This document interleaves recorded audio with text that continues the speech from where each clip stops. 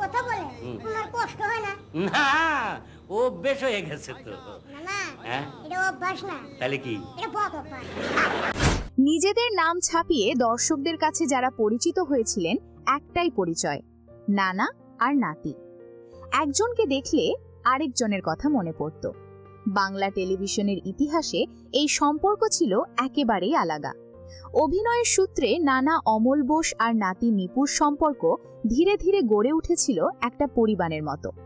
একজনকে ছাড়া অন্যজন যেন অসম্পূর্ণ।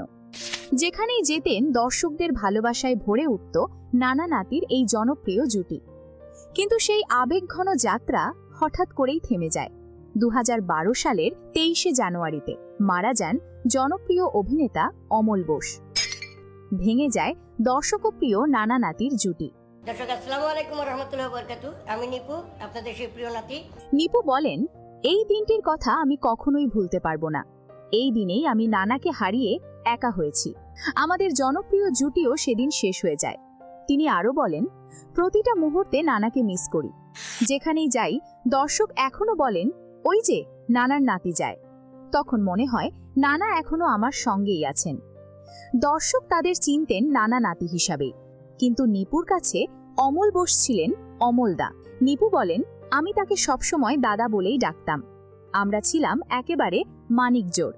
প্রায় 2 যুগ আগে জনপ্রিয় ম্যাগাজিন অনুষ্ঠান ইত্যাদি থেকেই তাদের একসঙ্গে পথ চলা শুরু।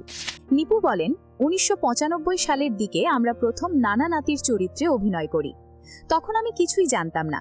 অমলদা আমাকে সব শিখিয়েছেন, কথা বলা, অভিনয় করা, এমনকি মাইক্রোফোন ধরা পর্যন্ত।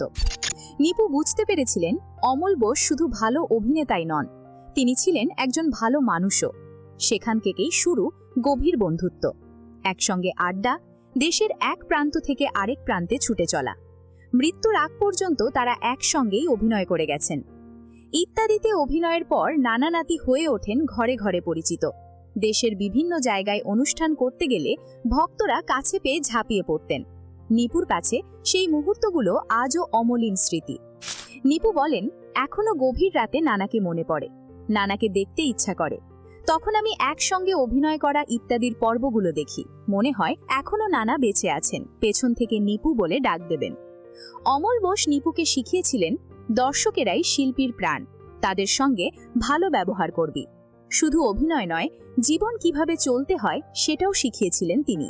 নিপু সবার কাছে নানার জন্য দোয়া চান।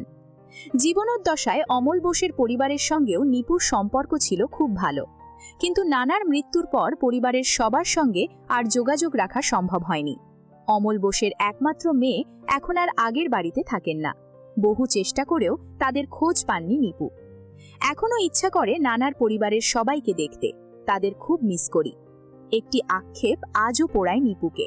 নানা মাছ খেতে চেয়েছিলেন, কিন্তু সেই ইচ্ছা আর পূরণ করা হয়নি। অমল বোসের জন্ম ফরিদপুর জেলার বোয়ালমারীতে। 60-এর দশকে মঞ্চ নাটক দিয়েই শুরু অভিনয়। 1966 সালে রাজা সন্ন্যাসী সিনেমা দিয়ে বড় পর্দায় আত্মপ্রকাশ। এরপর অভিনয় করেন নীল আকাশের নিচে, অবিচার, হঠাৎ বৃষ্টি, তোমাকে চাই, মন মানে না, শ্বশুরবাড়ি জিন্দাবাদ সহ অনেক ছবিতে। খল চরিত্র, বাবা, পুলিশ, সব চরিত্রেই ছিলেন অনবদ্য। আজ অমল বোস নেই, কিন্তু তিনি বেঁচে আছেন দর্শকের স্মৃতিতে, নিপুর চোখের জলে এবং একটা চিরকালীন পরিচয়, নানা আর নাতি। আপনার কি মনে পড়ে নানা নাতির সেই ইত্যাদির পর্বগুলো? কমেন্টে জানাবেন আপনার সবচেয়ে প্রিয় স্মৃতিটা। আর ভিডিওটি যদি ভালো লাগে তাহলে লাইক দেবেন। এ ধরনের ভিডিও আরও পেতে চ্যানেলটি সাবস্ক্রাইব করতে ভুলবেন না।